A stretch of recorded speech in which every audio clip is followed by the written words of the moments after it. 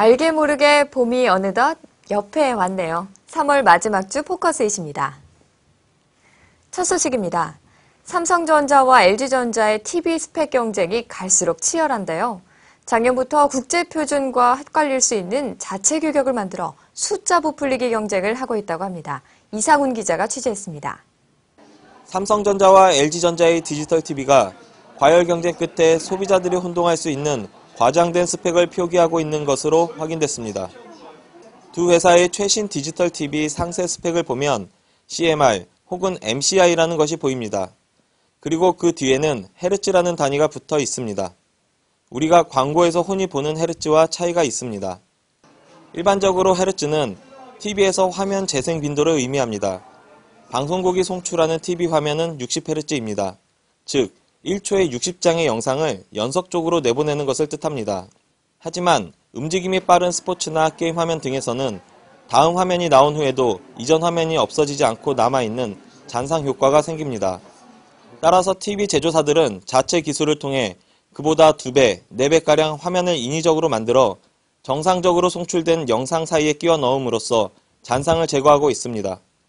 문제는 이 국제적으로 사용되는 헤르츠란 단위가 제조사 간 기술 경쟁으로 불거지면서 실제 존재하지 않는 720, 960, 1200Hz를 만들고 표기하고 있다는 점입니다.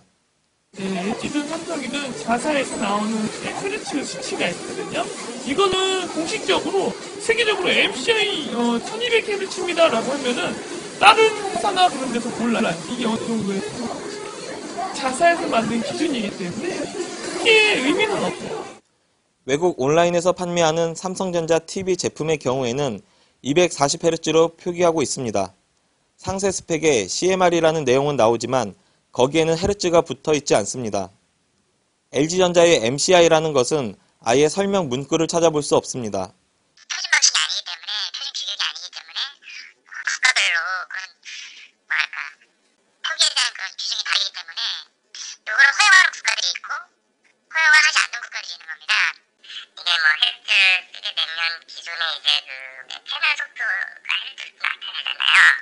240Hz, 480Hz 나타나는데 요런 스피드하고 좀 헷갈린 신경이 있어서 아마 헬스는 내가 표시가 안 나는 걸로 되어 있어요. 결국 CMR과 MCI는 자체 기술을 의미할 뿐 실제 패널은 대부분 240Hz입니다. 두 회사의 제품 정보에 버젓이 표기된 CMR과 MCI. 헤르츠가 높으면 높을수록 좋다고 생각하는 소비자들에게 혼란을 야기하고 있습니다. 미디어잇 이상훈입니다. 다음 소식입니다. 모닥불 피워놓고 빙 둘러앉아 고구마도 구워 먹고 참 낭만적이죠? 이제 날이 풀리면서 캠핑을 즐기는 사람들이 많아진다고 합니다.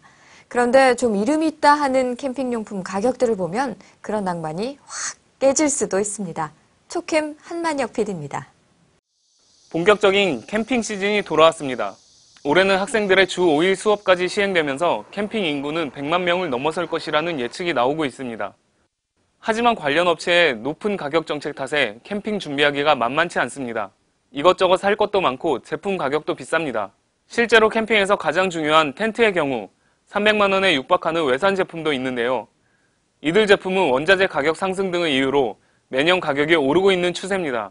제품의 재질이라든지 제품을 개발하는 개발비, 그 다음에 ASB, 브랜드 밸류라든지 그런 것들에서 가격 차이가 나는 것 같아요. 세계적으로 그 원자재 값이라든가 그런 게 상승이 되기 때문에 거기에 따라서 거의 비슷하게 외국이랑 비슷하게 가격이 인상되고 있는 것 같습니다. 또한 수입사들이 과도한 마진을 붙이기도 합니다.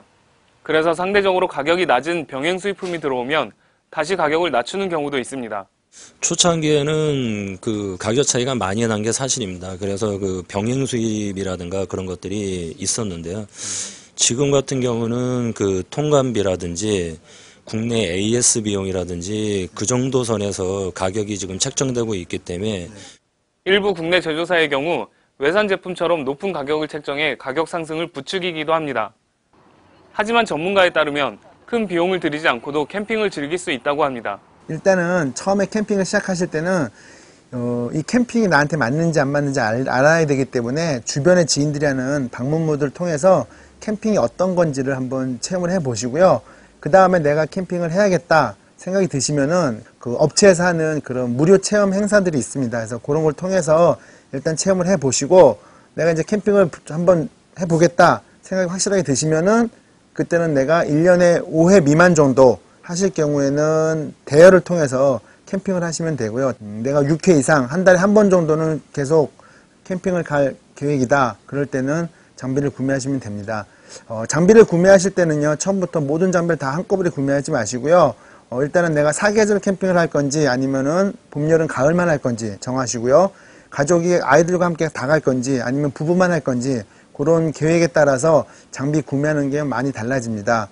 장비를 구매할 때는 텐트, 타프, 테이블, 의자, 화로 등 같은 가장 꼭 필요한 장비를 먼저 구매하시고 나머지 기타 액세서리들은 캠핑을 진행하면서 필요 여부에 따라서 제품을 구매하시면 되겠습니다.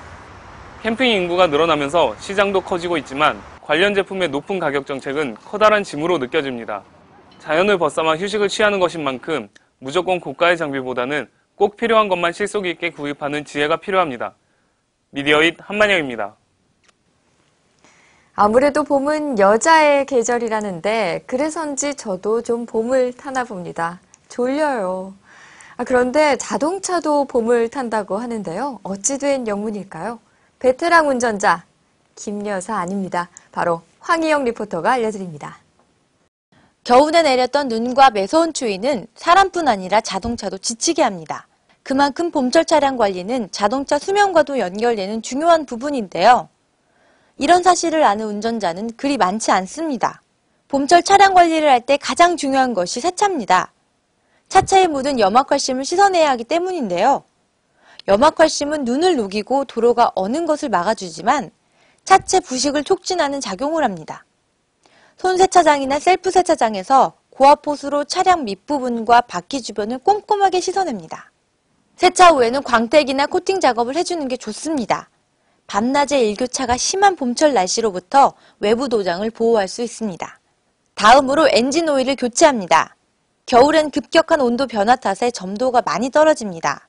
그렇기 때문에 주행거리를 감안해 새 것으로 바꿔주는 것이 좋습니다.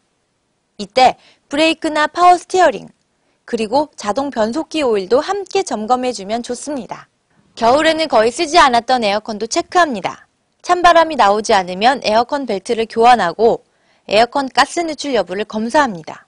특히 봄엔 황사가 시작되므로 반드시 에어컨 필터를 체크하고 교체해야 쾌적한 실내 환경을 유지할 수 있습니다. 겨울에 사용했던 스노우 타이어는 반드시 일반 타이어로 바꿔줍니다. 물론 타이어를 교체할 때는 예비 타이어도 점검해야 합니다.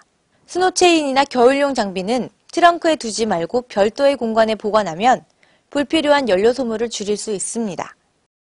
봄나들이 때 차가 멈추는 황당한 경험을 하지 않으려면 계절이 바뀌는 이 시기에 세심한 관리가 필요합니다. 이 차도 사람처럼 관리하기 나름이니까요. 미디어잇 황희영입니다. 저도 봄을 맞아 차량 관리 좀 해야겠네요. 3월의 마지막 주에는 어떤 일들이 있었을까요? 간추린 소식 전해드립니다. 애플의 뉴 아이패드가 지난 29일 국립전파연구원 전파 인증을 마쳐 4월 중으로 국내에 출시될 것으로 보입니다. 삼성전자의 갤럭시 노트가 출시 5개월 만에 글로벌 누적 판매 500만 대를 돌파했다고 합니다. 이에 힘입어 삼성전자는 지난달 국내 휴대폰 시장 점유율 67%로 1위를 차지했으며 중국 등 해외 시장에서도 1위 국가를 늘려가고 있다고 합니다. 방통위가 오는 4월 중으로 3G 품질 평가 결과를 발표한다고 밝혀 4G LTE 가입자 유치 경쟁에 주력하고 있는 이통 3사에 비상이 걸렸습니다. 주 5일 수업 등의 영향으로 가족 단위 야외 활동이 늘어나면서 아웃도어 업계가 어린이용 기능성 의류를 잇따라 출시하면서 경쟁이 뜨거워지고 있습니다. 소비자 시민 모임이 외국 브랜드 유모차 판매 가격을 조사한 결과 외국에 비해 국내 판매 가격이 많게는 2배 이상 비싼 제품도 있는 것으로 나타났습니다. 지난해 7월 LTE 상용 서비스를 시작하면서 속도와 품질 경쟁에 이어 지금은 망 구축 경쟁이 한창인데요. 오는 4월 망 구축이 대부분 마무리되면서 이 통사들이 본격적인 LTE 요금 경쟁에 돌입할 것으로 보입니다. 인터넷몰에서 저가 TV 바람이 불면서 냉장고나 세탁기 등 혼수용 백색 가전도 중저가 제품을 찾는 예비 부부들이 늘고 있다고 합니다. 오는 7월부터 주차 대수 50대 이상인 건물은 지금보다 주차면이 20cm 넓어져 주차 불편이 해소될 것으로 보입니다.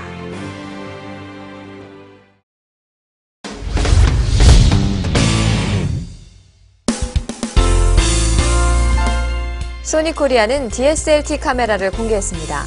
이 카메라는 반투명 미러 기술을 적용한 것으로 1610만 화소의 이미지 센서와 풀 HD 동영상 촬영, 초당 12장의 연속 촬영이 가능합니다. 3인치 LCD 화면과 해상도 손실 없이 2배까지 줌이 가능한 이미지 줌 기능을 탑재했습니다. 엔비디아는 새로운 그래픽카드를 출시했습니다. 이 그래픽카드는 엔비디아가 5년 이상 개발한 28나노미터 공정의 케플러 아키텍처가 들어간 제품으로 데스크톱용과 울트라북용을 출시합니다. GTX 580에 비해 3배 늘어난 쿠다 코어와 2GB 메모리를 탑재했습니다. 소비 전력은 GTX 580에 비해 절반 가까이 줄였습니다. 또한 GPU 부스트 기능을 적용해 시스템 로딩 상황에 따라 클럭을 자동으로 높여줍니다. 에이서는 노트북을 출시합니다.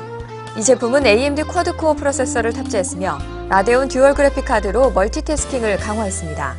750GB 대용량 하드디스크를 달았으며 판매 가격은 59만 원대입니다. 오늘 준비한 소식은 여기까지입니다. 저는 4월 첫 주에 다시 찾아뵙겠습니다. 시청해주신 여러분 고맙습니다.